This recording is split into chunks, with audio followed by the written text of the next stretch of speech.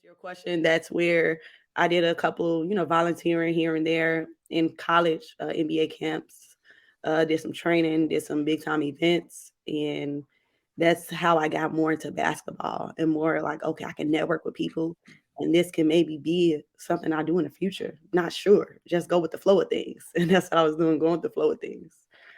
And that flow took you to Lincoln Park. Talk to me Yeah, about that. it definitely How did that happen? How does one become the head coach for Lincoln Park? And then in just 1 year, in their first year, they make it to a city championship. How does that work? to be honest, it was Coach Colin invited me to a practice. Shout outs to Reggie. I went to a practice, and at that time, I didn't know him. I knew of him.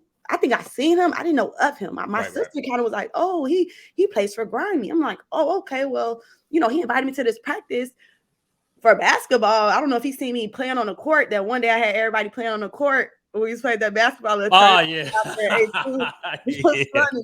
But I end up going to the practice. When I tell you it was 50 girls that showed up out of freshmen, it was 50 girls out of freshmen. We kept 16 players. But within that practice, I wasn't a part of the team. I wasn't part of anything. But it was like at that point, boom, like coach mode came in. I started just teaching the girls, okay, this is what you need to do. You need to bend your legs. This is how you do a crossover correctly. This is how you do a jump stop. As far as that nature. And it was more the girls just started to fall in love with me. At that point, the head coach, Coach Lozano, he's the AD there. He's the head coach for varsity. He kind of introduced me as a coach. He said, "This is Coach Key. We're not sure if she's gonna come on with us this year, but putting that pressure on you real quick." Yeah. So I'm like, can I handle this with the schedule that I have? Can I do this? Because I wasn't looking to coach, to be honest. It was just something I guess God had a plan for me, and it was something I did. Now, don't get me wrong. I know there's some players on here. I'm sorry, but when I seen this, I'm gonna tell you, when I seen this child, I was like, whoa. That's not how the game is played. Oh my goodness. I said, nah, we need a rebound clip. Because you see rebound with Martin Lawrence. Yeah. That's what it was. But yeah, them freshmen. Man. It's tough. It was tough. Then they brought one freshman up. Go ahead.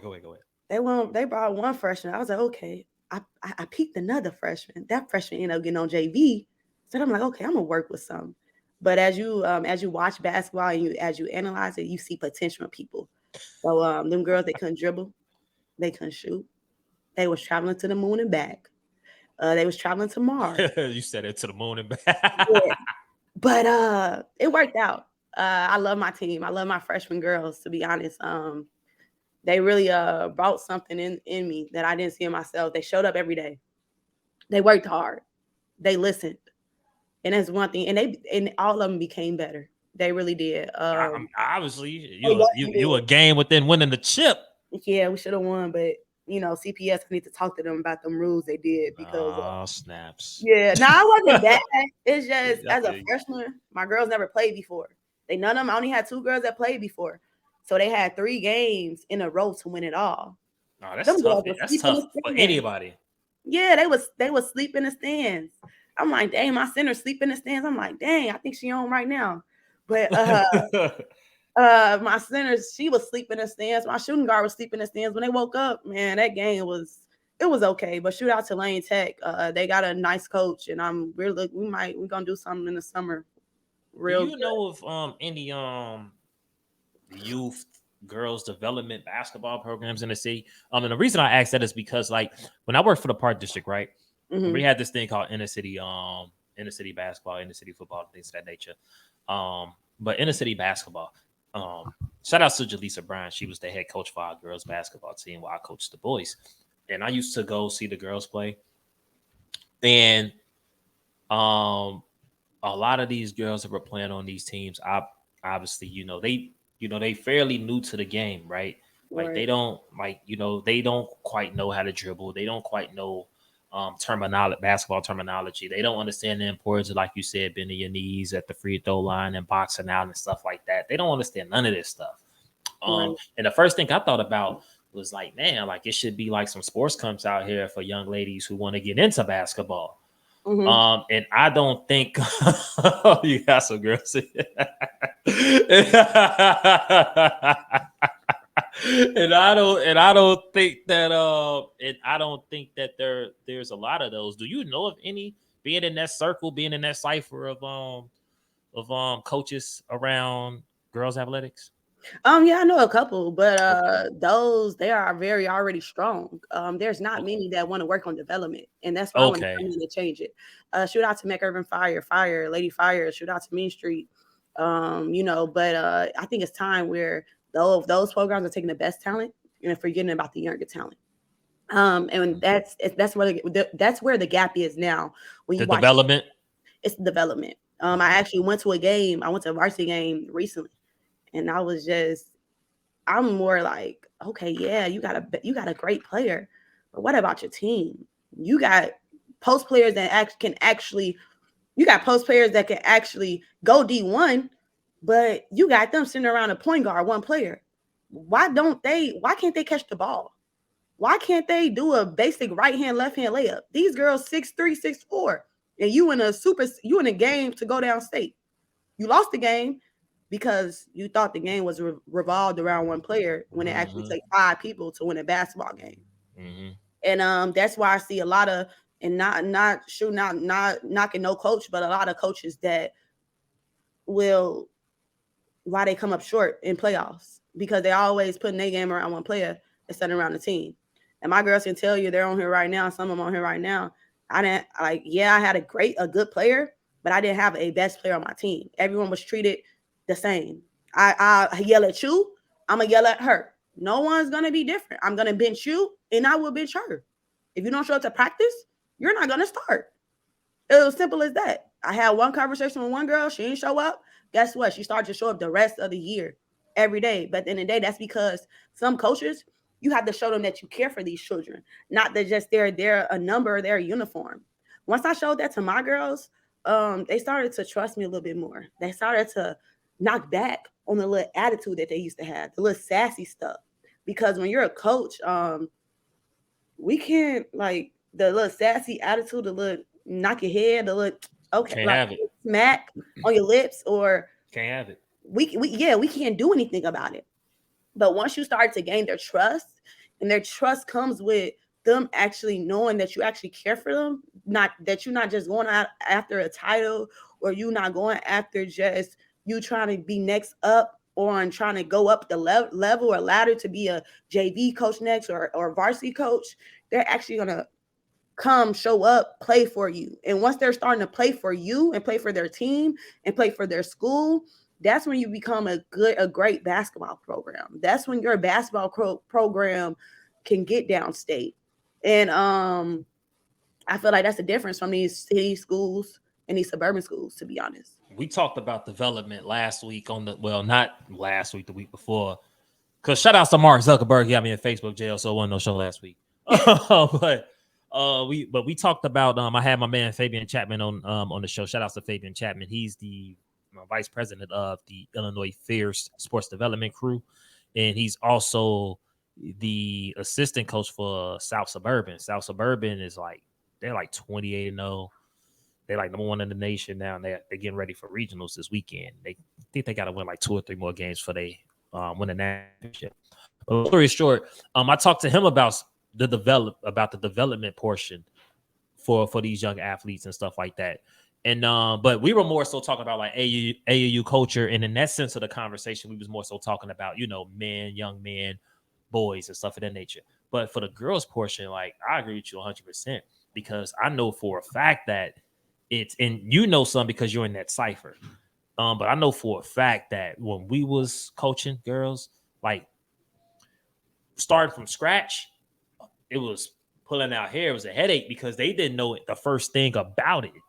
You know what I mean? Like, and it's not like football, right? Like you teach a young lady how to play football or whatever.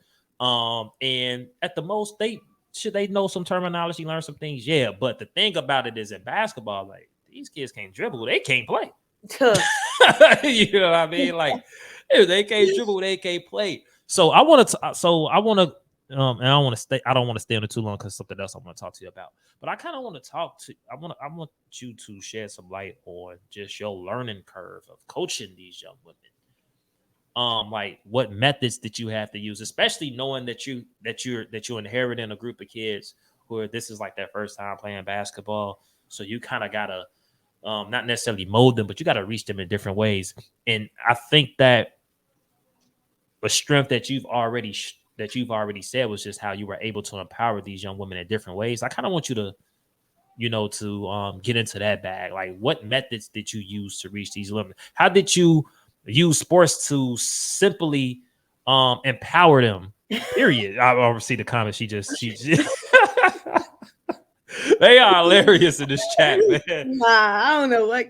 Girl, stop here. I'm gonna come watch y'all play. I promise, man. I'm gonna come watch y'all play, man. But go ahead, go ahead. To be honest, yes, I would say I yelled, but I didn't yell as much. I think I lost my voice yelling more at the refs or kicking off my shoe half court or showing them things that they do. Like, wasn't dumb or wasn't like stupid. Sorry to use that word because I don't like that word. Yeah. But it was really breaking things down. Actually be like, stop. Like, stop. No, this is not. And no, this is not what we doing today. Like, come here. Like, come here, Kiera. Now you just gonna sit there and travel like that? Did we not just do 20 minutes of ball handling? You know you can dribble, right? That's role play. I say so dribble. A lot of girls, they didn't have confidence. So my team didn't have confidence. So I had to build confidence in them. If it was hyping them up before a game, hyping them up for every shot, them doing 5 minutes, we're doing real court, we're doing college drills. We're literally doing college drills, but we're doing high school. But then I'm gonna break it down to a high school level, and then I'm gonna put every step into it so then you can understand it by the end of practice. Oh, now, coach, I can't do this. But what you just did? Oh, I just did do it. It was something like that. But I feel like a lot of coaches can't do it because some coaches just think they can just coach. And how are you becoming better? How are you getting yourself better? I think every loss that I had in this season, I'll text my girls. I say, I'm sorry. I probably didn't prepare you. I probably thought I prepared you, but I honestly didn't. I didn't prepare you enough. Mm-hmm. And when you were able to take ownership, that's when you're able to grow. That's when you're able to push a kid that didn't know how to dribble to their full potential. Because I don't think our JV coach or our varsity coach would have known from the beginning of tryouts that the freshman team would be in a championship game at Whitney Young playing in front of, when I tell you the crowd was crazy, it was probably a good 150 plus in the stands where you seen Whitney Young gym. Yeah. The whole side was filled up of parents, of everybody. The game was lit. To be a freshman game is probably one of the best freshman games I have been to in years. And I'm not just saying that because I coached it, but I'm saying that because the stands was crazy. And it had to be a good feeling for them too. It was a great feeling. I had to tell the girls, I said, y'all, we lost, but embrace now y'all see what it feel like. Nah, the girls, they was listening to their parents on the sideline. They weren't listening to me at that point. You know, their parents was telling them, shoot the ball, girl. Man, it's okay. I ain't, shoot out to your parents for the support. But girls, you going from having 30 people at a game because of COVID to having 150 plus in the state. And you see Whitney Young gyms. We played the Whitney Young gym was packed. It was packed out.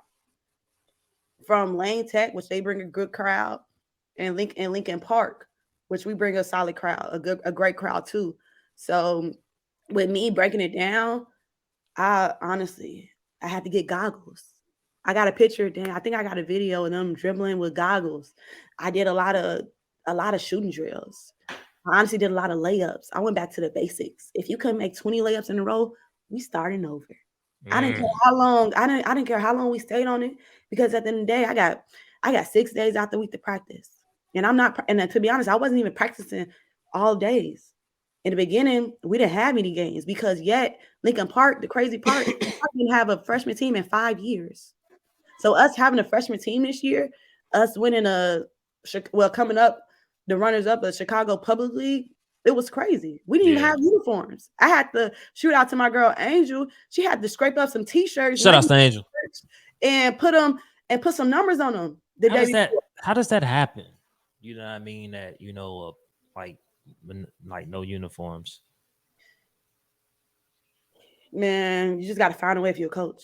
Yeah, and I know, like, but and this is probably gonna get into a bag. And I'm not, and I'm gonna get smashed. I'm gonna get into it. I just wish that we can take girls and women's athletics as serious as we take boys and men's athletics serious. You know what I mean? Like, you'll be hard pressed to find a boys team or a men's team, playing at that type of level with no jerseys. You feel what I'm saying? Like, I just feel like sometimes we cannot give those goggles were terrible. I just feel like sometimes we like that hurts, and that goes back to what you would have to do to empower these young women in sports. Right? Like you said, you have to break it back, that you have to start over, and you have to instill confidence. You know what I'm saying? And we can talk about that maybe off air in a whole nother episode about like the importance of just giving women the same love and care that you would men in sports. You feel what I'm saying? We could probably talk about that another time, and we will. But I'm sorry.